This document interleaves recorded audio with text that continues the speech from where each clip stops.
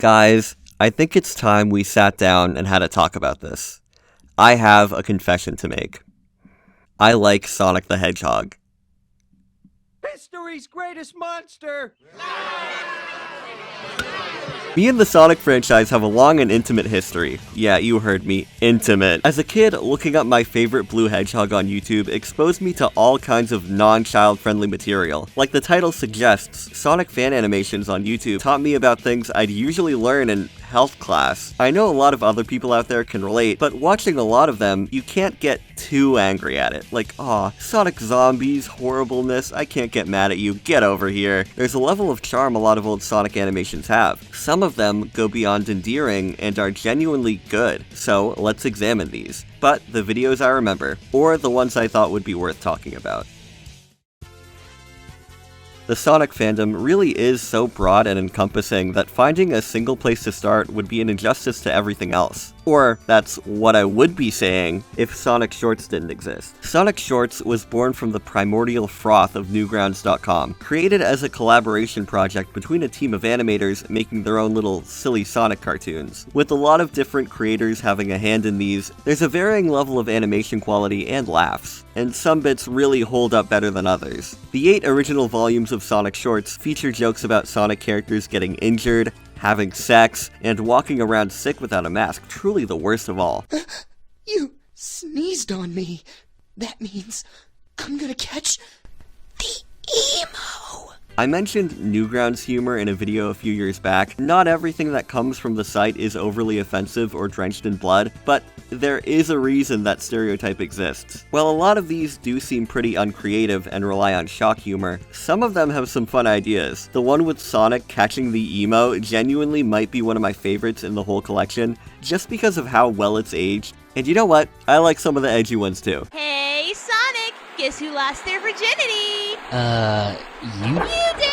I literally had no idea what this meant as a kid. I thought virginity was like an organ, like she took his appendix out for whatever reason. Sonic Shorts feels like a time capsule of the Sonic community. You'll see a lot of attitudes that fans had reflected in these, like in Sonic Shorts 5, where they blow up the 4Kids building because, yeah, we don't like Sonic X. A lot of others have the classic characters commentating on bad games or whatever. It's tired now and I hate it, but this was my first exposure to Sonic 06, or Sonic Unleashed as a kid, and the idea that Sonic games could be bad, I know, shocker. Some of these Sonic fan observations or commentary are still pretty relevant today. Let me go over a few of my favorite individual Sonic shorts and their respective creators. I need to give a special shout out to The Wax for having involvement in so many of these, with shorts featured in pretty much all 6 volumes. Even if I'm not a fan of the style, you gotta admire the dedication. Sonic Short 7 is nearly made up of only their work. They were keeping the gears moving. The Knuckles song from Sonic Shorts 2 is a classic, and I'm surprised it's not based off anything from Sonic 3 itself. The guy who made it, Followro, did another really memorable one for Sonic Shorts 4. What the heck is this?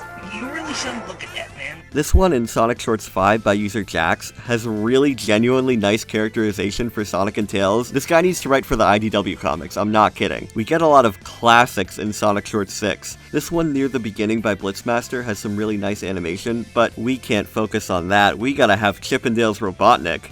More sex. There was nothing funny about that at all. The appearance of best character Scourge the Hedgehog, and the iconic How to Make a Sonic Fan Character. Listen, I won't act all saintly like I've never made fun of anything I thought was cringe ever, but the guy sticking a gun in his mouth, and the fact that the person who made this had to animate it, like, sit down and animate it. How big of a problem was this? Children making badly designed OCs and being annoying? Oh no. The idea of the Sonic recolor has reached the point where it's more silly than shameful, but maybe that's just because Zoomers rule the internet now and most of us were the people who made this type of character. Same with MLP. I won't forget. Speaking of MLP, I never knew this. The guy who made Spike the Marvel Dog was the same one who did all these really good expressive bits from the Sonic Paradox projects. This strikes the perfect balance between using tweens and having really good emotive drawings. This is genuinely inspiring, my favorite art style from the whole bunch. But wait, how could I talk about Sonic Paradox without mentioning the Sonic music videos? Seaside Denied is one of those things that immediately sets me off and I start singing all the lyrics. Such a core memory. There are other ones, but come on, are you really gonna beat the GOAT? Okay, so update, they made Sonic Shorts 9. Also, I made a thing for it. Link in the description when it comes out. Sonic Shorts, the musical, is an anomaly. I guarantee this isn't a part of anything real. This guy for sure stole all of these and compiled them. Gedan, Numa Numa, Eiffel 65 Blue, all the classics. Guys, how many times a day do you watch Sonic and Shadow Numa Numa? There is a right answer, and here's a hint, it's above 5. As you can imagine, this isn't connected to Sonic Paradox in any way, but I still have an extreme, visceral, nostalgic connection to it. I remember I Mandela affected myself into thinking that they did a cover of Moni Moni in one of the Chipmunk movies, and I couldn't find it for the life of me, but it's from this.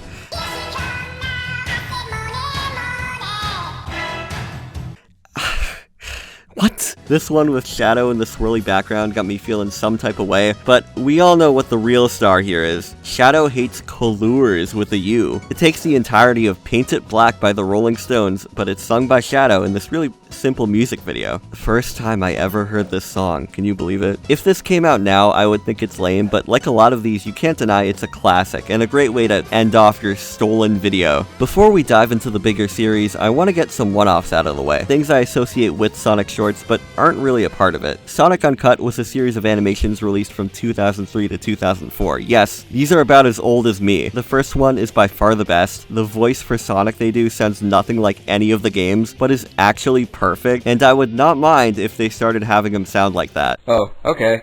Can you pick me up a case of I Don't Care on your way back from the sharp, bloody needle house? The story is all over the place. Sonic and friends get into wacky hijinks. Tails catches the emo. The gang go to Mexico for vacation. Sonic gets a new car. Aside from the amazing Sonic voice from episode 1, there's not much of a twist they put on the characters. It's the usual stuff all of these fall into, like Shadow being obsessed with guns, or Knuckles being the dumb one, but I would not be surprised if this invented those tropes, since this was so early. Like, me and Sonic Uncut could have gone to preschool together. Being an early Flash animation, it's boring by today's standards. Even in 2011, I thought it was slow, but a time capsule nonetheless. Nazo Unleashed I also thought was really boring, but watching it now, it slaps.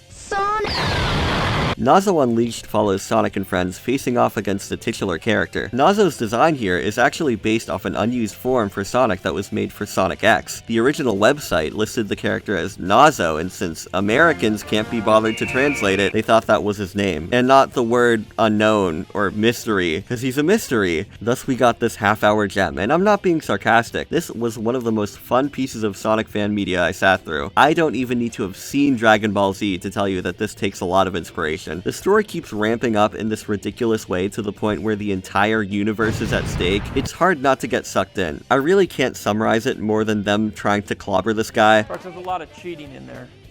A lot of they fight. Oh yeah, the animation might not have aged the best, but come on, we've seen worse, and all the cracks that show in this specific one make it a lot more charming. If you've never watched it before, go check out Nazo Unleashed. I was pleasantly surprised by it. The original creator, Chakra X, was planning on a sequel, Wrath of Nazo, and it looked really good, but like any of these cool internet things, it was cancelled. What's worse is the original Nazo getting claimed by YouTube as for kids. We can't have anything. Chakra X would eventually move on to working in the animation industry, and you gotta be happy for anyone who's able to make that jump. From what I've seen of the cancelled Nazo 2 and his other works, the guy's got talent. Anyways, has anyone seen the video where the guy eats Sonic's fecal matter? By the way, Sonic, can I have some of your mate? Sonic of Thrones will never not intrigue me. Sonic goes down to meet one of his fans, who's this Jabba the Hutt guy, and they talk about Game of Thrones for a few seconds, and then the subject of poopy gets brought up, and you know the rest. All this artist's other works have the same vibe, and I think it's something to behold. The animation is genuinely well made, and there's a lot of thought and effort put into it. As I always say, or at least imply, even if something makes you uncomfortable, it's still a successful piece of art, because it made you feel something. And even if it's, by the way, Sonic, can I have a bit of your... Speaking of poop, scientifically accurate Sonic the Hedgehog, part of a series of, quote, scientifically accurate cartoon theme songs. By scientifically accurate, they mean taking the grossest facts they can find on the Wikipedia page for the character species, and then pasting it into the lyric. The animation here has a style I think is neat, limited frames, but it's fluid and doesn't rely on tweens. And they add this little blur effect to the line art, kinda like what people do with those animation cell style drawings. It's a fun touch that makes it stand out. A lot of the videos hosted on this channel are the same, lukewarm parodies with some intriguing visual styles. This entire channel deserves some kind of deep dive, since it was run by Fox, who was trying to use this to compete with Adult Swim at the time. Yeah, that's right, Scientifically Accurate Sonic the Hedgehog aired on television, and since this is Fox, it's probably owned by Disney. Disney owns Scientifically Accurate Sonic the Hedgehog. Sonic Comics with an X by Moby and Angel, I don't really need to get into. Like, look at these. Got me like the guy in Ratatouille. How could I not bring up Sonic's Adventure? This really crude comic where demented versions of the Sonic cast team up to fight kinda normal Eggman. Infamously, the guy who made this, Tyson Hess, would get involved with a lot of official Sonic projects, games, comics, even helping redesign the Sonic design for the live-action movie. And he made this. Goes to show, we all have to start from somewhere. And what have you done, Sonic and Shadow Numa Numa guy? Touched all our hearts, that's what. Sonic's Nightmare, or Sega with a $sign, is this classic one I swear was from Sonic Shorts. Need I also bring up this Mario and Tails animation with audio from the Adam Sandler masterpiece, Billy Madison. Shut up!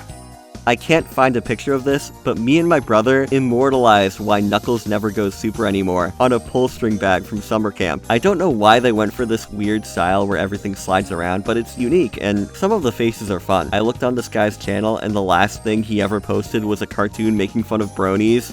Oh, okay, I see how it is. I thought what we had was special. Speaking of bronies, Animated James.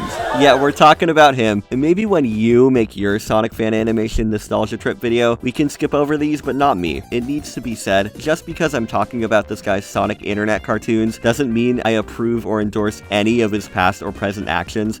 I'm putting my foot down. This video would be incomplete if I didn't at least give these a mention. As much as I do like the art style, again, a good mix of tweening and frame by frame, I can't deny that these are literally written like Family Guy. And these poses do not help making it feel any different. That happened? What the flip? I'm Sonic and I'm gonna be meta now. Why is this happening? And they go into making fun of Sega and all that. Feel like there's a lot of bandwagoning in order to affirm people's feelings about the franchise, and, stop with that. There's 2 videos he made later on about how Teen Titans Go is bad, with the exact same shtick, like, aw, get out of here, Sonic versus Rainbow Dash. I've talked about it before in my MLP fan animations video, but these were so fun. Knuckles versus Applejack is my favorite, but Amy versus Pinkie Pie is the most creative. Still some slight Family Guy-isms, but the action and stories make up for it. The timing of this one joke in the Knuckles one always gets me.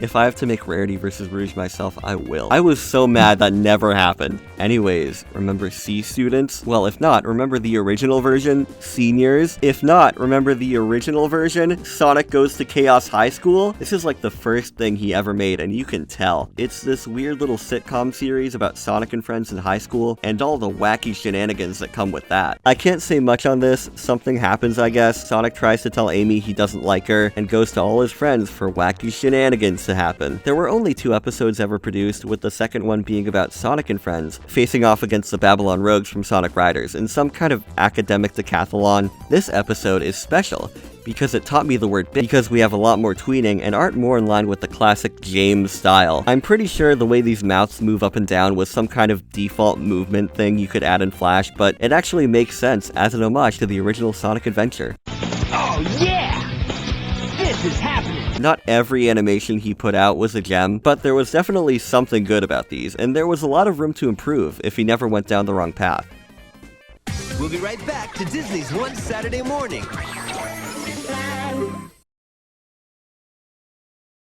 Now back to more of Disney's One Saturday Morning.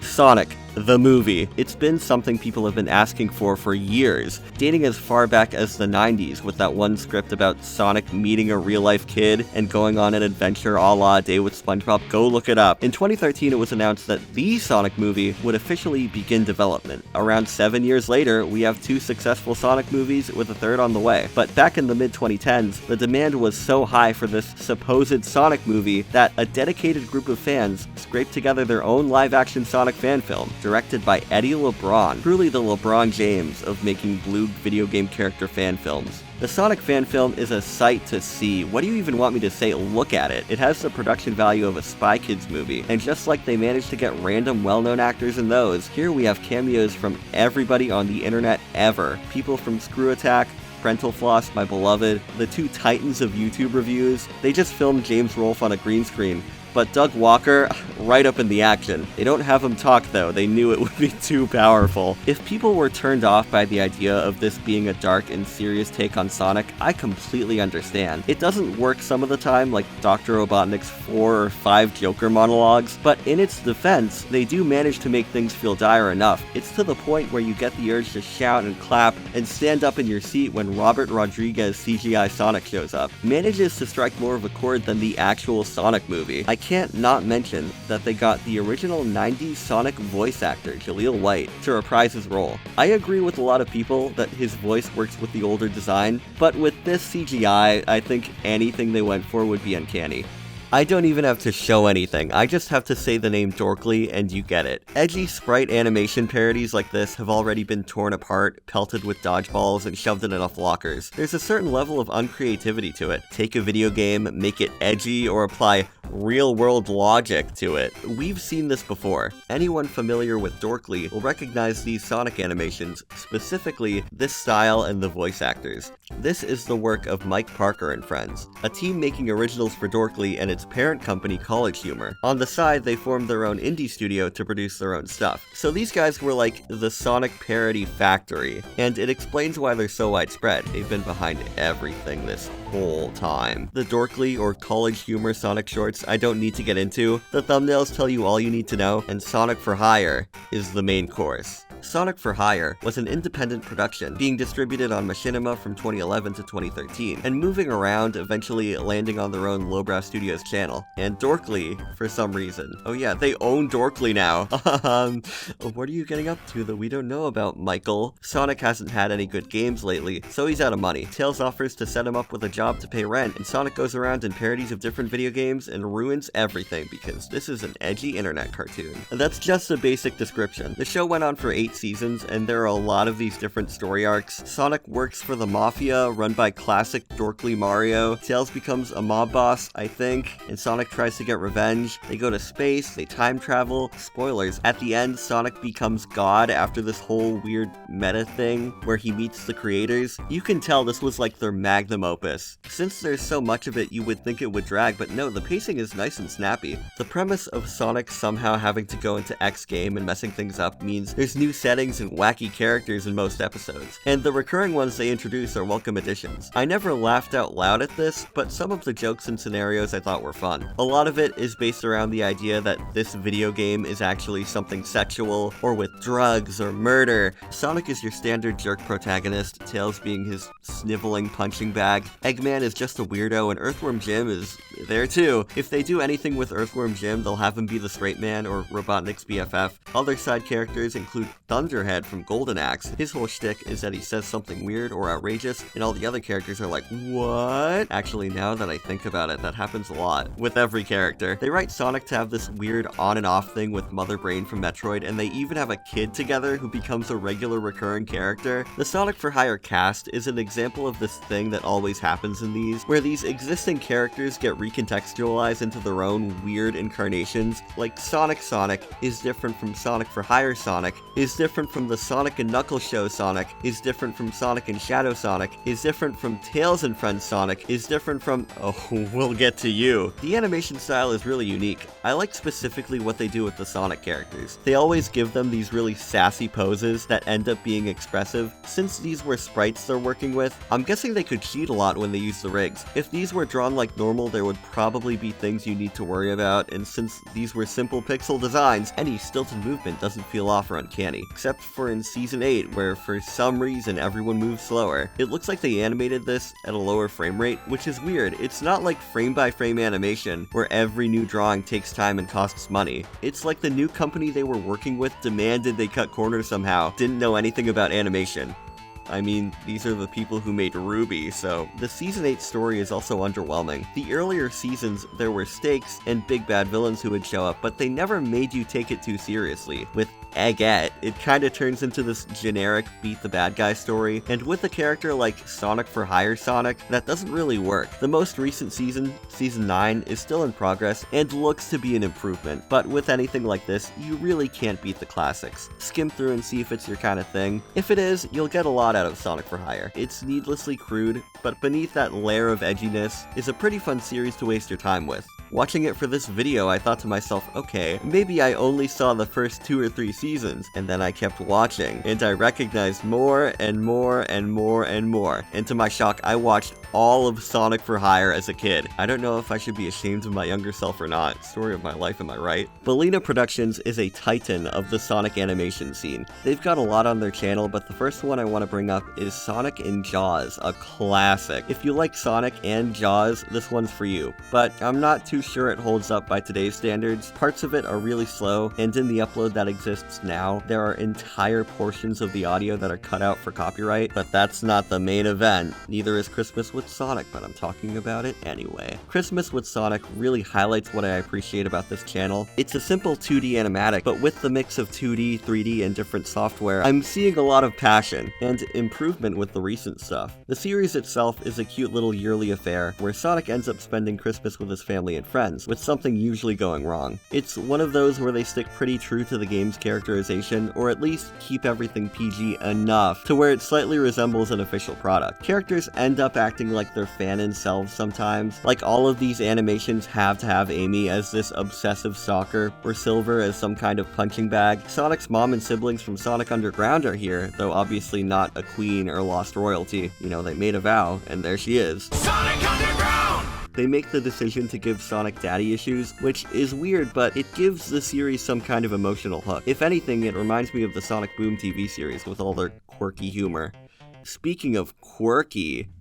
It's hideous! You ever watch something when you're a kid and you don't really think about it all too much, then come back and you realize it was actually clever and well made and you appreciate it even more? That's the exact opposite of Sonic Zombies. This series was the biggest waste of my time I've sat through in a while. Sonic Zombies follows wacky versions of the Sonic cast as they try and survive the zombie apocalypse, finding a new place to hide out in each episode. The first few episodes were such a nostalgia trip, but after a while it devolved into the same 3 jokes and got so boring where I was skipping over chunks of each episode. They end up being around half an hour at points. Why are they half an hour? I was gonna go into a whole episode by episode expose, but then I realized that I would look like an oaf trying to give this Sonic Gmod Ragdoll series any serious thought, because clearly the guy making it didn't. Oh, I'm kidding. I do want to start with the positives. The way they use Gmod is really impressive. I'm not too familiar with this style of video, so I haven't seen that much outside this specific series. It feels like some weird form of digital puppetry. I don't believe for a second that the characters are alive, but the use of different camera angles and creative setups are interesting. It makes it feel a little bit more than one guy flailing around a bunch of Sonic models. The best jokes, in fact, are the ones where they take advantage of Gmod, like in episode 3, where Sonic's color palette completely changes for a second, or in this shot in the Doom Ship episode where they attach the camera right in front of the anchor as it drops down. Oh, genius cinematography. Those are the parts that make it fun to watch. It's too bad that the work here isn't in service of anything interesting. I just didn't think it was funny, and if the humor is meant to keep you watching, then that's not good. A lot of it boiled down to characters doing the one thing they do, or what's happening on screen being crazy enough to get a laugh out of you. I like stupid improv stuff like this, but I didn't feel like there was any depth or substance to it. Maybe it's because I'm a grown-up watching funny Sonic with sex jokes in Gmod.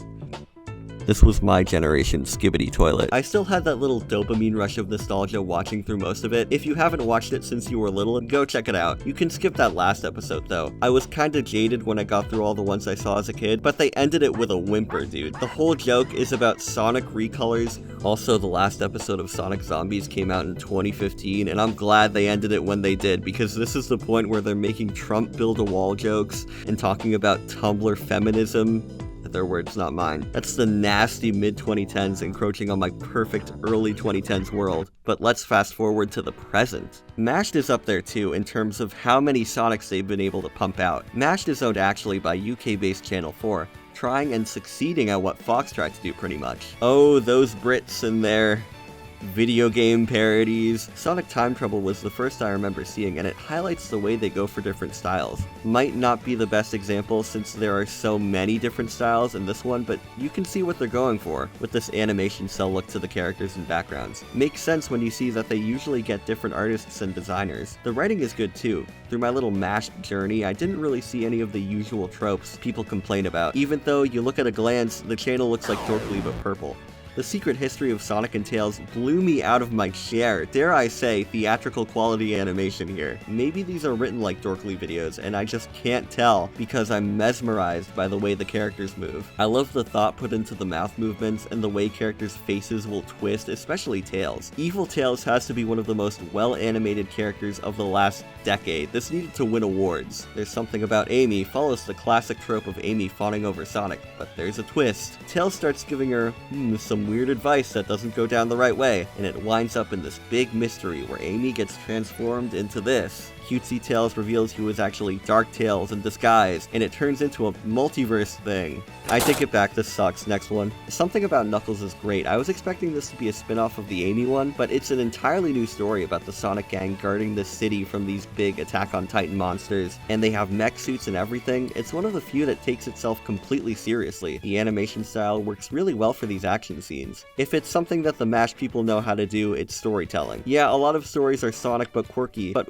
when there's room to do something interesting, they take full advantage. I loved the twist in the first episode of Knuckles, where he's the one inside the blue mech and not Sonic. Leading into the next episode, you're like, whoa, what's going on? Even Sonic vs. Rule 34 has an interesting hook. It gets ruined a little when each episode gets cheaper and cheaper. It's like a step above Silverstein's Moni Moni. The voice acting is also great. I gotta commend the VA for Amy, especially since she appears in almost all of them, and is spot on to the games. Mashed Sonic cartoons are a diamond in the rough. The ones that are good are genuinely just good cartoons, and the ones that are bad, at least, have something interesting to offer. I wasn't gonna watch any of their Mario or Cuphead stuff or whatever, but I did peek at a few of their originals. Anime Penguin is interesting enough, but the show Hell Arc is a piece of work, I'll tell you what. Maybe funnel some of that Sonic money into making something better than this. Well, what else has been coming out recently?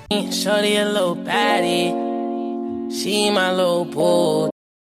These make me really uncomfortable, but I love it. OG Live the Blues Sonic TikTok cartoons give off such a specific, surreal vibe that I know isn't intended. The format just makes it really funny to me for whatever reason, and I do like all the compositing going on. Please don't stop making these. Okay, we've had our fun. It's time to get serious. I want to talk about how works like this for sure had some effect on official Sonic media going forward. Watching things like Sonic Shorts for Hire or that Mashed one, you have the fandom on full display, things that the Sonic people would respond to. And I like to think that the way they characterize the Sonic cast in these funny little cartoons influenced what they do with them now. Whether them repeating jokes fans make or writing the Sonic characters to be the opposite of their fan themselves, Knuckles can't be the dumb one anymore, he's strong and stoic. Amy can't be a stalker anymore, she needs to be girl. I don't want to say that X directly inspired Y without doing all the proper research, but there are comparisons you can make, and I wouldn't be surprised if at least the Sega of America marketing team saw some of the fan content out there and realized that's what people might want to see.